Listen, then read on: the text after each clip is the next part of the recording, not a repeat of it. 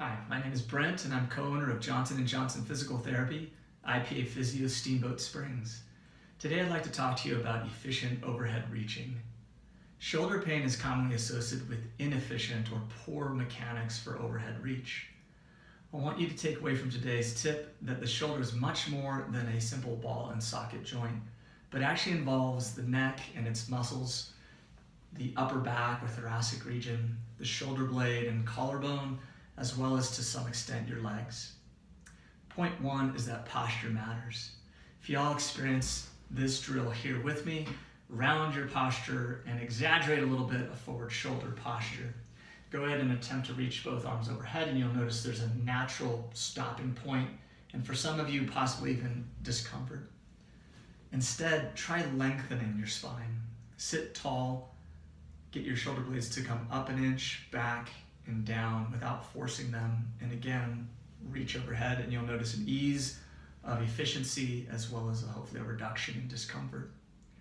One common mistake that patients tend to make is that in order to get good posture they tend to overextend their spine. This is a strategy that's inefficient because one, it's unsustainable, two, it tends to create a lot of tension and holding patterns down even as far as your low back. Try this corrective exercise with me. I'd like you to get your feet shoulder width apart and go into a hip hinge with knees slightly bent posture. Think of head to tail, lengthening, not extending. Lengthening and reaching your arms towards the far wall. My palms are up. Try to build an ability to hold this up to 30 seconds. And notice that when you come up, there is an alignment that you've just created by a simple lengthening process. This will give you a much stronger base of support for initiating your overhead reach motion.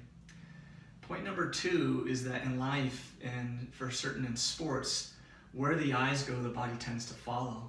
This is no less true when it comes to the workplace or spending time in the kitchen. As an example of an inefficient strategy, if I look up with my eyes towards the second cabinet shelf, you'll notice my chin will drift up, causing a little bit more of a forward head, and my shoulders will tend to follow to offset the tension on my neck. As I go to reach, I'm limited once again by that position one of a rounded shoulder.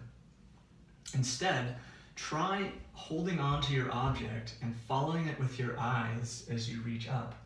Your head and neck will still move, but there will be more smooth coordinated motion as you go here, as well as when you take something down from a shelf cabinet by following it with your eyes.